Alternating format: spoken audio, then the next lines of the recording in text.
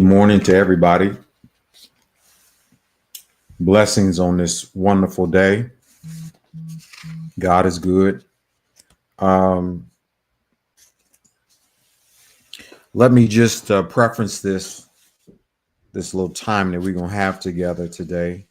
Obviously, I'm not doing my table talk because I wasn't supposed to be here this morning. I have been taking care of good trouble for the last 2 days, and my hands are bruised and scarred. My knees are bruised and scarred. My body has been through HELL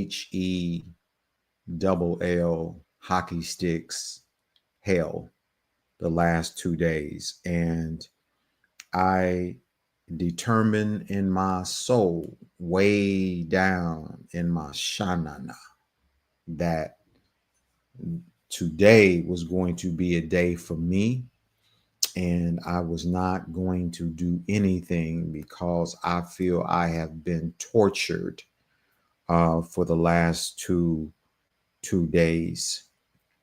I want to, as a housekeeping item, I want to encourage or admonish you to check this platform out on YouTube. I do have it in the description at the bottom because I have some very good messages, in my opinion, that Facebook keeps taking down. And they're just going, I have it up for a week, they take it down. So when you go back to look at certain things, and a lot of my stuff is not viewed immediately. I'll see a post where I have 120 people that looked at it, and then I come back and Facebook is taking it down. So for those of you that are diehard and will rock with me for real though, YouTube is the place to go. I keep saying that, but I don't really see the participation going up. Everybody seems to like Facebook for me. I want to talk today from the subject because I'm here and I want to be here, but I'm almost too tired to be here. I couldn't get my printer to work. I couldn't get my StreamYard to work. I couldn't get my phone to work. I couldn't get nothing to work today. I got up 40 minutes before it's time to go live because the Lord would not allow me to sleep. And I don't know how many of y'all know, but if you keep this way, it ain't about what you want, it's about what he wants. And so today, with all that being in mind, I want to talk just a little bit about commitment is complicated. Commitment is complicated. The late John Lewis was a U.S. representative, and he passed away in 2020. And he coined the phrase good trouble. Good trouble. They really don't fit together. But what he was trying to get across to us, to get us to consider, was that there is trouble that can be made, but it can be good. It can have a good outcome. It can have a good result at the end of it. And so I want to asphyxiate our hearts, our attention, our minds on that ideology, to put that picture in your mind of good trouble, good trouble. My focus scripture today, I could have went anywhere with John 3:16. I could have went to Abraham. I could have went all over the place. But in in Luke 9:62, it says that he that putteth his hand to the plow and looketh back is not fit for the kingdom of God. The illustration there is that you have a person that's out in the field, and During those days, they were not modern like it is now. They didn't have machinery, so they had a person on an ox, or maybe a couple oxes that had yokes tied to them. But the issue is that I am in control of the movement, the direction of the oxen, excuse me, as we're going forward. If I look to the left or if I look to the right, what that's going to do is it's going to throw off the direction that the oxen will go. Ultimately, it is going to offset the yield or the product, the fruit of the field. And if we're going to go a long distance, the longer the distance is, the more that you're going to cut off. Why? Because you look back. And if anybody looks back when they're trying to go forward, you're going to be skewed a little bit. You're going to go to the left or you're going to go to the right. And so the wisdom here is that they are not fit because they refuse to stay committed to the task. And the task is that you must move forward with intention. If you don't move forward intentionally, what will happen if you look back, you're going to start to mess everything up. And so today, let's just delve into that with the premise of my lesson on today. Commitment being a bit complicated. Commitment is complicated because here's the crux of the matter: is when you're committed, you don't understand why you do what you do. You're just committed. I was destined to stay in the bed, but because I'm committed, because I love, because I have predetermined to be faithful to the calling on my life, the purpose that God made me for. It makes no difference how I feel in my body. I still have to come forward. Just hold tight. I'm coming for you today. I'm going somewhere. As tired as I am, I'm going to share a story with you that will hopefully help you to recalibrate, to reconsider the direction that you're going in, and to realign your focus to get back on track, And so I'm bringing these knees that was on this concrete in the last 2 days, and these elbows that was on this concrete the last 2 days, and this fatigue that was on the concrete. And for all practical purposes, I was defeated. And yet I am committed to the call. I'm committed to go forward. Many of you know that I'm a car lover. I love cars, and I went out 2 days ago to pull one of my vehicles out. It's an older vehicle, but I cherish the vehicle. And I am determined not to get rid of the vehicle because the vehicle has a lot of history attached to it. I'm already talking to somebody. And it has been good to me. The vehicle has been good to me.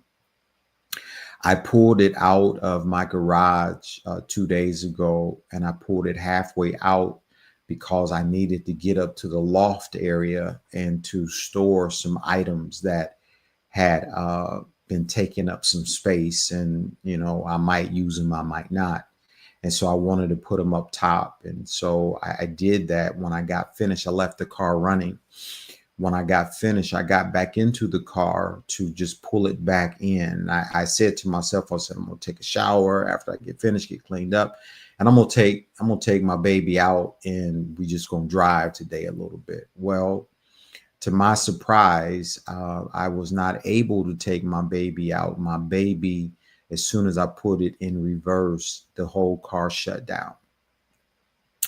Now, it is a Mercedes S550, and I've had this vehicle for many years now. It's a 2008, and it's like brand new.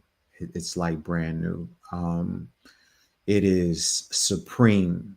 It is supreme. And I'm trying to get somewhere here because it made me really upset. It made me really upset because I couldn't believe what had happened. And when I got into the vehicle, I was already giving it praise. I was looking around, and I said, man, this car was really well built, and it smells like new, still smells like new today, and it looks like new. And it is my go-to vehicle. Believe it or not, I've got other options that are very new, and I can walk out of my house and walk past vehicles that are new and current and are fun and are exciting, and all of that's got all the bells and all the whistles and all that stuff. And I will walk right past them to go to another place on my property to get into Betsy Lou, because we have an affection for one another. Mine may be a little bit more than hers. But anyway, it's a car that I refuse to let go of. It's very sentimental to me. And it is just tied to me historically for whatever reason that is. However, um, it shut down on me. It shut down on me. Now, I want to say that when you look at commitment being complicated, um, when this challenge comes to you, it will always present other options. Okay, this is what I mean by I can walk right past what is reliable, what has warranty on it, uh, what is what is not dated, what is new, what is adventurous. It's always going to have other options, and those options you have to determine whether or not it is a greater option or a lesser option. When it comes down to commitment, commitment will always uh, lend itself to a lesser option, even if it is newer. It is a lesser option because you have already committed yourself. When you deal with commitment, commitment will always put before you compromise and the sorts. Compromise when you have determined to be committed to something, along beside that, parallel to that, is compromise, because with these lesser options, you put yourself in a very compromising position. I'm gonna help you in a second. And so at some point, you have to determine whether or not you're gonna stick through the commitment, go forward, if you're going to follow through. Now, what I find interesting in this, as we continue to navigate, I'm going to make this short today because uh, uh, I'm I'm committed, but I'm hurting. Right? I loaded up on ibuprofen, and I tell you, when I say that I have been working on this for 2 days, it has been 2 days of hell from something that I am committed to. A lot of y'all right now are in a space where you have something in your possession, whether you fully understand its status or not, and it is not acting right. It is not responding according to your will, according to your liking. It is giving you good trouble. It's good because ultimately it serves purpose. Ultimately, it's more than face value, and you have to look at that. When I looked at my car, that car has been with me, and no matter how I look at my other new vehicles, those I don't get the same feeling. There's something about the new stuff that just don't compare to the old thing that we grew up together. We've been in this for a long time. It's my ride or die. No matter how it may look dated, or it may get a few wrinkles on it. It may not be as fast as the fleet, the other ones in the fleet. It may not. It may not serve the technology that is current with all of us. It doesn't make a difference, because I'm not in the business of trading things away, because I'm committed. When you deal with commitment with from an option standpoint, you can always look around you and say, should I get rid of it? I mean, is it time? I don't have a warranty on it. How many more problems am I going to have? But when you're committed, those things are not at the forefront, because you have already come to a resolve that I'm going to stick with it no matter what. I hope I'm helping somebody right now, because there's a lot of us right now. You may not be having this car problem that I'm having, but you're having other problems. You're having relationship problems. You're having spiritual problems. You're having a God problem. And because God may not be responding to you the way that you want him to be. Your husband may not be responding, your wife, your kids, your job. It may be rendering to you good trouble, and it's only there to develop your character and your integrity. It's not there to kill you. But a lot of times we will opt out, and we will trade it in for the lesser, although the lesser appears like the greater in the moment.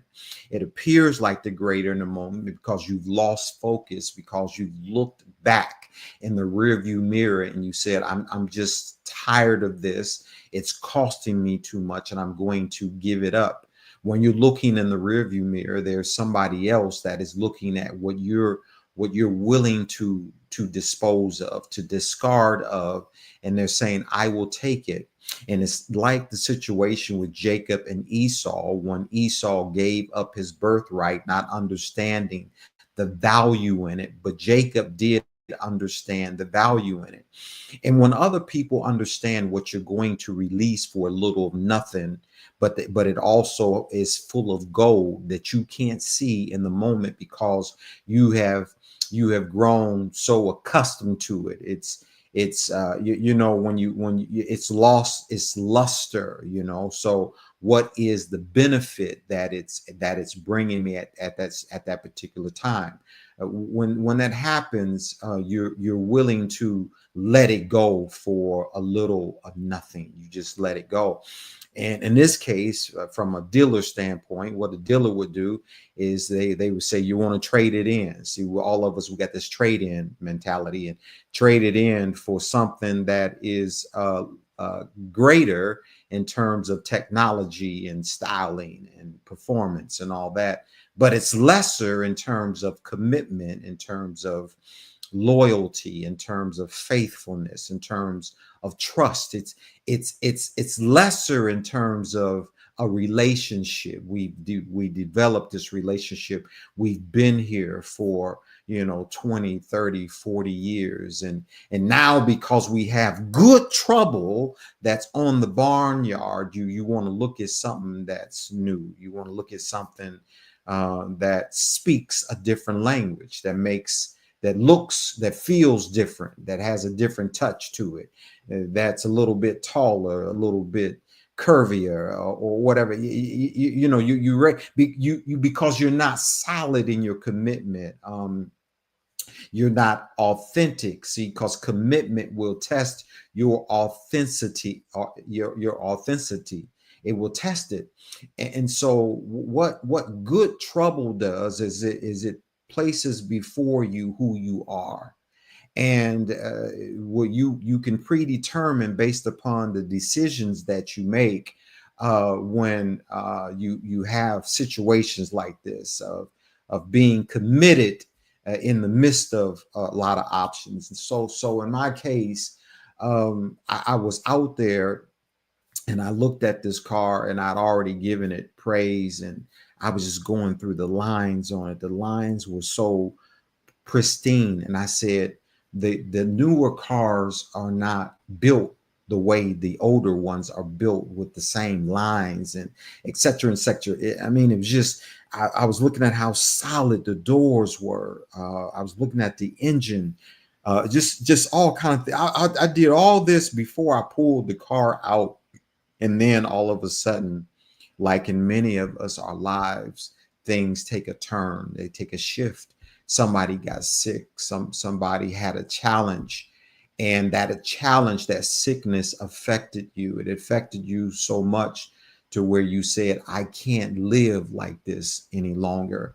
And I'm at the point now where I need to dispose of this. I've got to get rid of this. Why? Because it's interrupting my life and it's costing me too much. And so my mind went back and I started looking at the other cars that I had, and I looked at that one and I said I should have traded that one in when I had an opportunity. I should have traded it in on this, but had I traded it in, they still wasn't going to compensate me for what the car meant to me. And so I wasn't going to get out of it what I should get out of it. And a lot of us, we need to understand that when you trade something in for what you think is better on the other side, you ain't gonna get out of it. And I've made this mistake so many times, and all it's done for me is, when I look back on it, it makes me feel bad. It makes me feel bad. Go ahead. It makes me feel bad. And so I've learned, and you would think that I would have learned my lesson by now, not to, you pay for something, you invest in it, and you've invested a considerable amount of time and money and energy and all kind of stuff that goes into it. And then, as we evolve and things come out newer and newer, we say, I want the latest in this, not understanding that the latest is not going to give you what has been walking with you has been giving you, what you got history with. We rock together, and so you would just think that. So anyway, I'm sitting there and I'm considering all these bad thoughts, because it's not a great situation for me, and I'm at the precipice of disposing of it. I'm like, it's a beautiful car, but now what's going to happen next? Now, I went to University of YouTube, and along with Professor Google, and I was going to class for I don't know, hours and hours and hours over the last 2 days. And I went through everything that I can think of with this situation. I even called one of my buddies, is a mechanic, and he lives in Cleveland. And I called him up. I said, hey, Pete, I got a situation, man. I got my car. It's halfway out my garage. And I've got stuff in my garage. I can't leave my garage open, but I can't move my car. It's a 4MATIC, so it's an all-wheel drive. I can't even jack it up and move the wheels, because it won't go into neutral.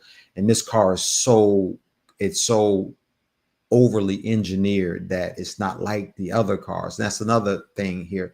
When you got something that's really good, the engineering is going to be complicated. It's not. See what we look at a lot of times is, I want to take the low road instead of taking the high road. The high road is going to come a bit complicated, and it's going to be a little over engineered. It may have some reverse engineering in it. And so the Mercedes had a lot of safety stuff, and I'm like, man, there's a safety for this, a safety for that. And so I called him and I said, hey, do you have a diagnostics tool that I can rent from you? Because I called AutoZone, and AutoZone said, well, for that particular car, we don't have a tool that is going to really hone in onto what you got because of the engineering of that car. And I couldn't get it to a dealer, you know, and I'm just like, okay, I'm dead in the water. I got to figure this out. So I called Pete. I say, hey, because I know he's got one of those real sophisticated ones. I said, do you have something that I could rent from you? I'm willing to pay you to do it. He says, listen, I got one better than that. He says, how about if I just make a service call? And so he came out, and he and I both were on it. You know, that's his livelihood. That's what he does. And we went through it, did the diagnostics on it, and we kept getting an EPS fault. And it says don't put the car in gear, don't drive the car, you know, all this stuff. And I'm like, what has happened? The car is in a conditioned room. I don't have rodents it would be eating on wires. I got all underneath it. I looked, everything looks brand new on the car, right? And so there was no rhyme or reason why this should be happening. Just like in your life, when you look back, you say, I'm living all that I can. I've given my heart. I've invested everything. Why are they treating me like this? Why is he treating me? Why is she treating me this way? Why is God not hearing my prayer? Why is it that I give everything on my job and I don't get any respect? And then the promotion comes up and they overlook me on the promotion, and they go to the person that sleeps on the job, that's lazy, that you know, that misses a whole lot of work, and just over and over again. It's your commitment. It seems like your commitment doesn't pay off, but it doesn't mean that you should backtrack. It doesn't mean that you should throw in the towel. And I think a lot of times that's what that becomes our go-to. I'm just done. I'm through. I'm sick of it. I don't deserve this. I'm not going to be treated like this anymore anyway. We looked at the situation and we looked at all the faults, and everything narrowed down to battery power. And so I told Pete, I said, man, listen, I just put a brand new battery. That car comes with, some of them come with 3 batteries, some of them come with 2. That car comes with 2 batteries, and I just replaced the one in the rear, which is the main battery, big battery. And so did the test on that, did the test on the front battery, which is the auxiliary battery, but it looks like a regular battery. And that was registering low voltage. Well, the battery had not been changed since I bought the car, the auxiliary battery. And we were out there doing inductive and deductive reasoning. He said, well, Donnie, he said, listen, man, we got to start here. He says, you know, I know you're getting these other faults and stuff like that, but everything points back to something's not getting power. And so when I put my voltmeter on there, I was getting like 9 volts or something like that. And, you know, all things pointed towards the battery. So basically, Pete said, my work here is done. He said, I'm not telling you that this is the fix, but he said, start here. And so he was with me for about 15 minutes, and he took off and went back to Cleveland. And of course, I compensated him because I don't want nobody coming and doing stuff for free. So anyway, the next day, because I had worked on this all day and I was exhausted, the next day, which was yesterday, I got up early in the morning. I went and got a brand new battery. I even took the battery out that I had just got a year ago. I took that back to have that one checked. And it had dropped voltage like 1 volt. And so I told them, I said, I want another one because that was under warranty. So they gave me a battery there. And so I ended up putting 2 new batteries in the car. I get back, get everything all cleaned up. I just know this is going to work. Just like a lot of us, we know that if we do all the right things because we're committed no matter what, that things are going to work. It cost me the auxiliary battery cost me like $300 or so. And then the other battery, they prorated it. So I had to pay an additional $100 for that one as well, even though the battery was good. But I just said, listen, give me another battery. So now I'm saying this because this is where we start looking at the cost. And a lot of us are saying to ourselves, this situation is just costing me too much. So then I also looked at it and I weighed in. I said, these faults point to sensors on the wheels. But what I couldn't understand, like a lot of us, we can't understand, well, what does this have to do with that? And see, the way that we are built, what we don't understand is that this choice over here affects this situation over here, right? And we don't know how it's going to affect it until it goes awry. Once it goes awry, you say, "Well, I did this, but this is what it affected. I had an affair, but the affair affected my income. The affair affected my children. The affair, it did so many things. The affair caused bankruptcy. Oh, how did my children, bankruptcy, my financial status, how did all that go down when I had a 1 week stand over? You see what I'm saying? So anyway, what happened? I look at the sensors. Everything is pointing to the sensors, and so Pete and I are looking at it, and he says, "But Donnie, the sensor shouldn't have anything to do with the car not turning on." He says that is a whole different problem, but maybe not. Depends on how complicated the vehicle is, how well it was engineered for safety reasons, and this, that, and the other. See, God has built things into us. We were marvelously created, and so He has made us so unique that we heal on our own. Just so many things that He has built into the Mercedes that you are, the Rolls Royce that you are, that you don't understand and you take advantage of. And so I'm looking at this thing and I'm saying, okay, I got these sensors that I may have to replace. And I'm saying, I'm looking at YouTube and Google and all this stuff. And I'm looking at the price of these sensors. I'm looking at if I got to take it to the dealer, what that's going to cost me. I'm looking at, they said with this problem, if you take it to the dealer out the door, you looking at $1,200 to $1,500 just taking it to the dealer. And that's not even a fix. That's just the diagnostics on it. So I'm saying all this to say this, that I'm adding it all up, and I'm saying this is going to cost me too much. I've had this car for all these years now. It's time for me to get rid of it, but it's not time for you to get rid of something that you're committed to. I was committed. I'm still committed, and so I had to figure out a way to get the car back into the garage. Why? Because I'm committed.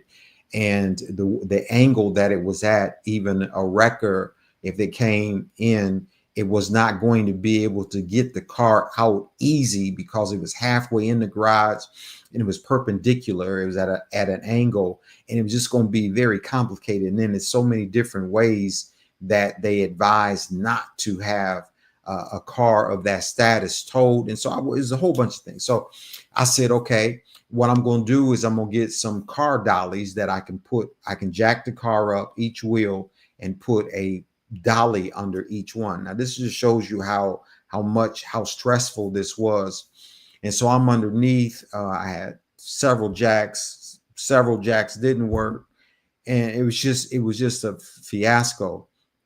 Anyway, the short of a long story, I ended up going to Harbor Freight. I got these jacks, put them up underneath it. After it took me, I don't know how long to do that, put them up underneath the tires.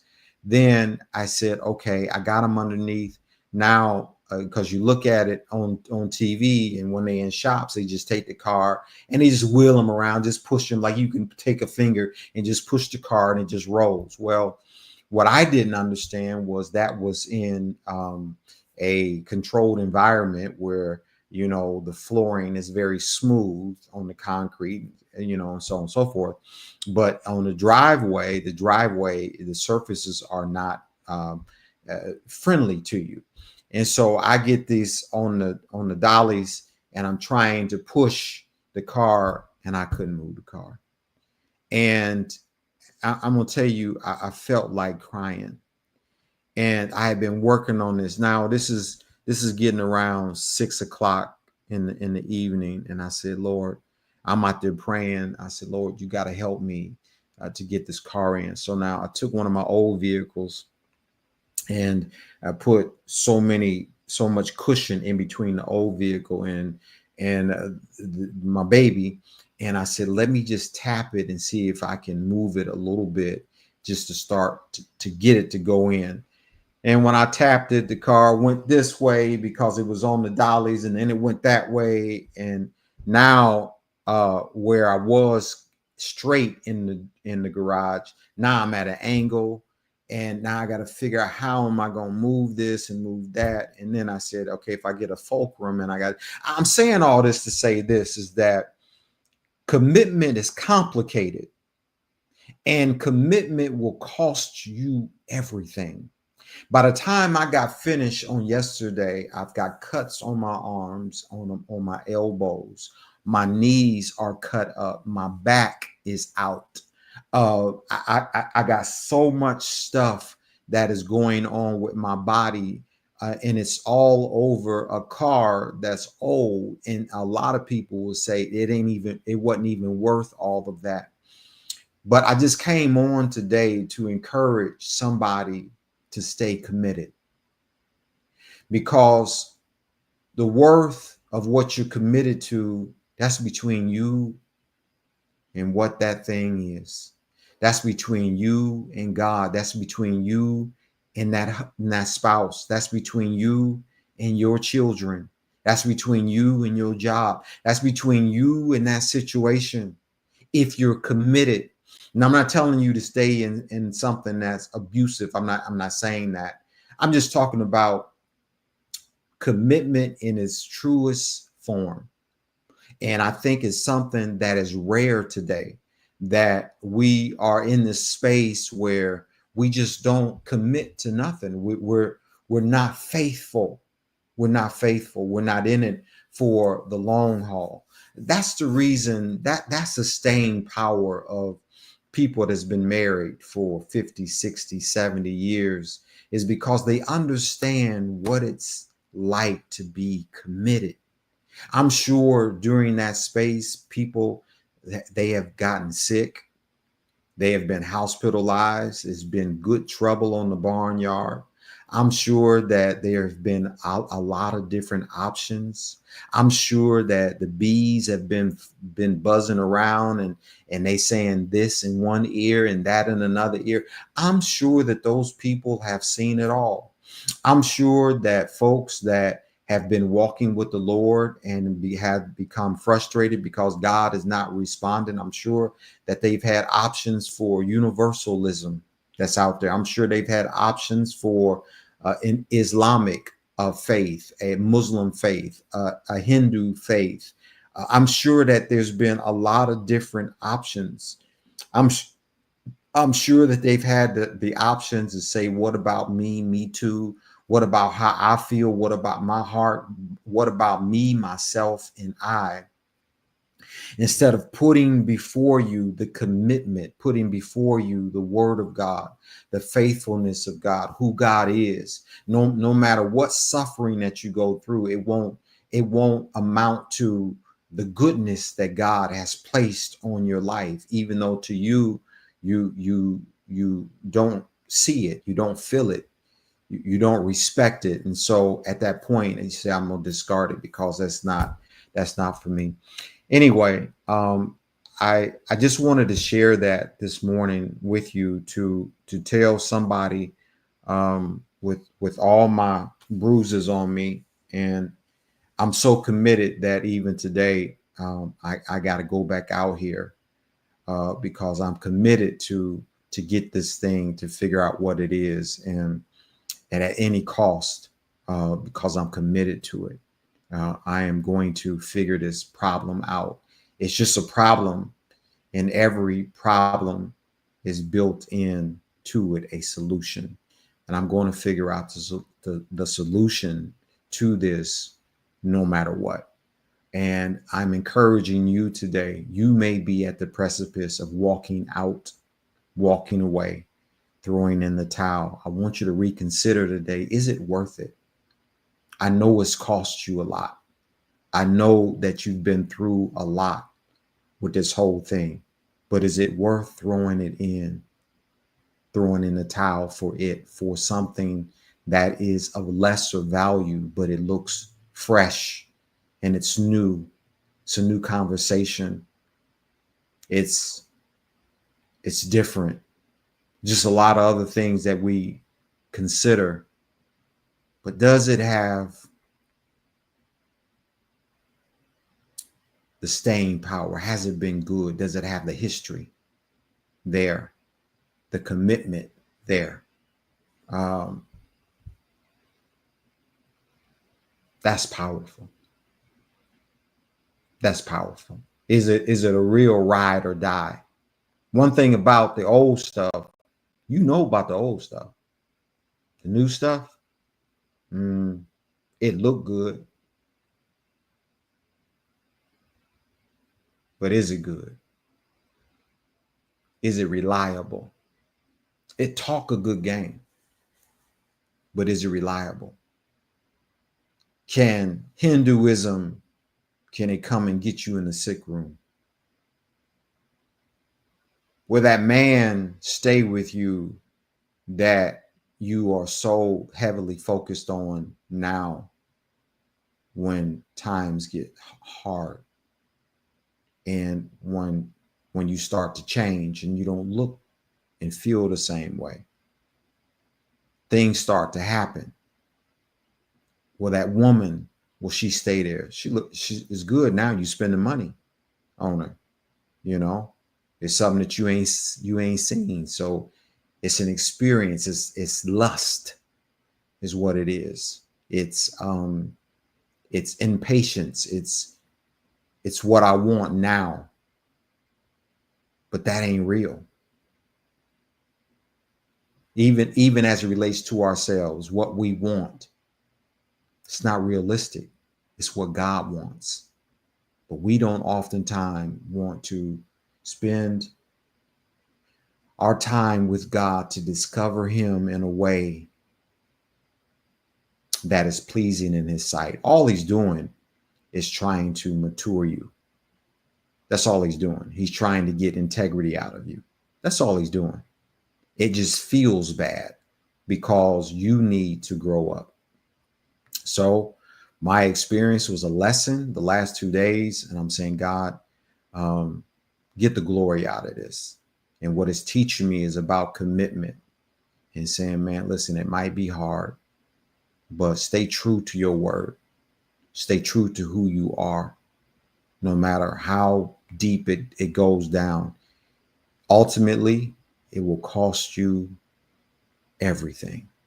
And anything worth having is going to come with a dear price. I'll end with this. Kathleen Kuhlman, which was a healer of her day. It was like she was like the mother of faith. She was the matriarch of the healing movement. I think Benny Hinn even followed suit with her.